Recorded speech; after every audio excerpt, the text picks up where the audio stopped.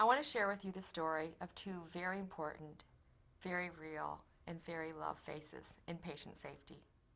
One, the precious young face of my newborn son, Cal, and the other, the face of my late husband, Pat.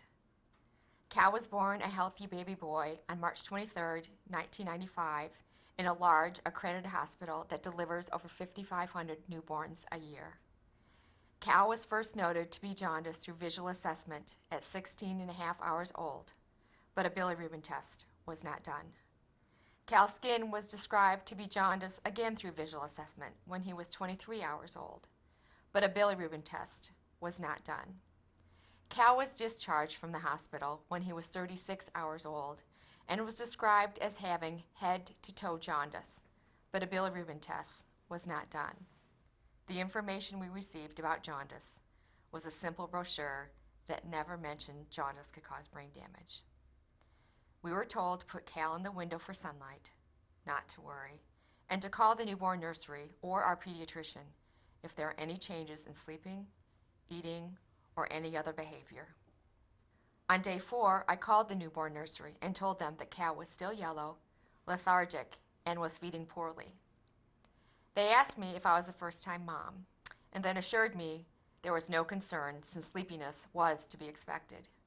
They told me to unwrap him and tickle his feet, and if that didn't work, to call the pediatrician. We immediately took Cal to the pediatrician, and he noted the jaundice by visual assessment again. A bilirubin test was not done. We were told to wait 24 hours to see if he would improve. We continued to call the pediatrician throughout the next 24 hours, reporting that our child was changing before our eyes. Yet we were repeatedly told not to worry and to wait for 24 hours. At 5 days of age, the pediatrician admitted Cal to the pediatric unit.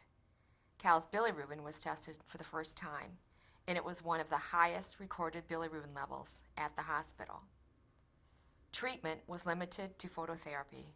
Again, we were told not to worry. A resident did Cal's history and physical upon admission, and due to confusing chart entries, documented the wrong blood type for Cal. A blood incompatibility was ruled out. We later found out that Cal's jaundice was due to a common blood incompatibility and was very easy to treat. On day 6 in the afternoon, Cal had a high-pitched cry, respiratory distress, increased tone, and he started to arch his neck and back. These behaviors were all acute symptoms of kernicterus, or brain damage from jaundice. Again, we reported the unusual behavior to the providers and staff, and again, we were told not to worry. Cal was later diagnosed with classic textbook kernicterus. Cal has aphthatoid cerebral palsy throughout his entire body, neurosensory hearing loss, enamel dysplasia on his front teeth, crossed eyes, and other abnormalities. Today, Cal cannot walk independently, his speech is impaired, he drools, and he has uncontrollable movements of his arms and legs. In 1999, my husband Patrick, who was a face of panache, ambition, confidence, and strength, also suffered a medical error. It was discovered that Pat had a mass in his cervical spine, and because of the size, shape, and behavior of the mass, it was thought to be a slow-growing benign tumor. With the help of our local referring doctor, Pat and I sought out the best neurosurgeon in the nation. The tumor was surgically removed and a frozen section was sent to pathology. A phone call from pathology to the OR revealed an atypical spindle cell neoplasm, which was understood by the OR team to be benign. The pathologist, however, believed it to be very suspicious and ordered more stains to further define the tumor. 21 days after the date of surgery, a final pathology report was issued as a malignant synovial cell sarcoma.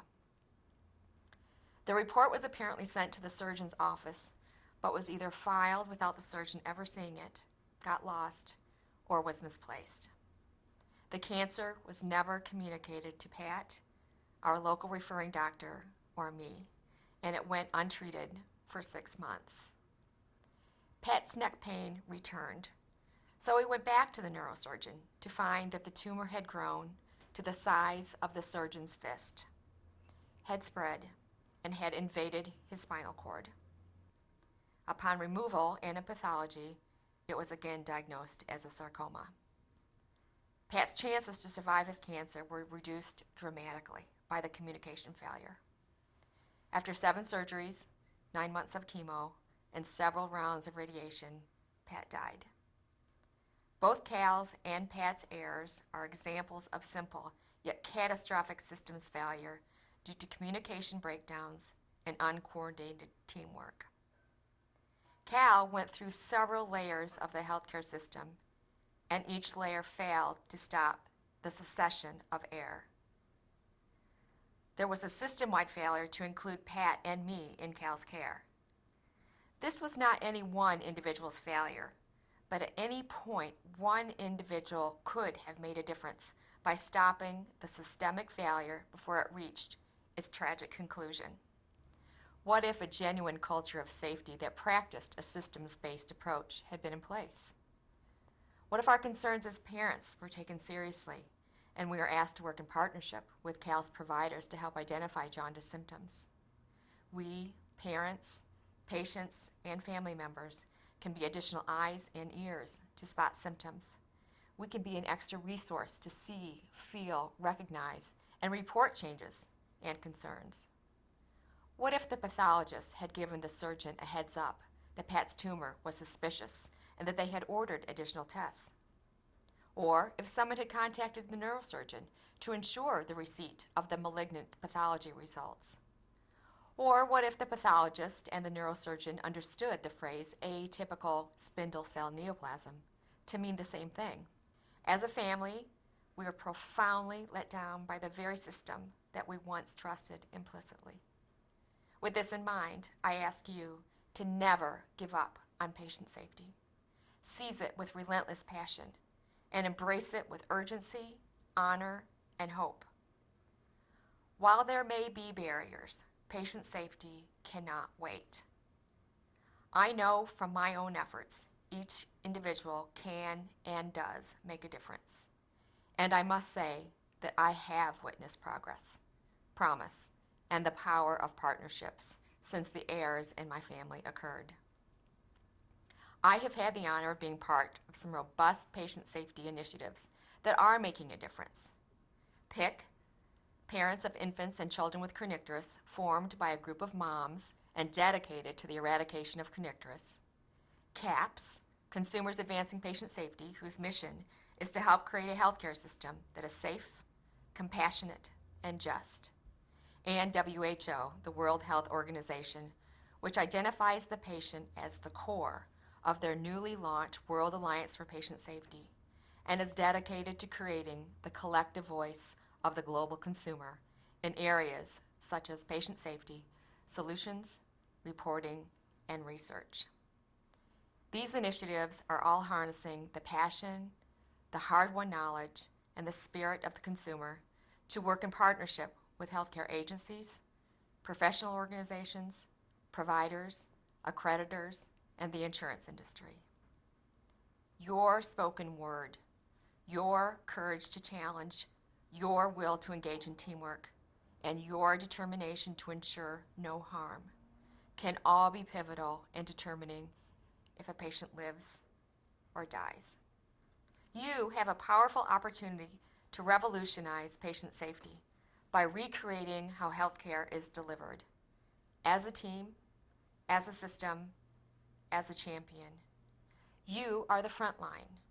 You are the decision makers. You are our partners. You are not just an individual working in isolation, but the pillar and the cornerstone in patient safety. Ask yourself, how can I be part of the transformation of healthcare and patient safety?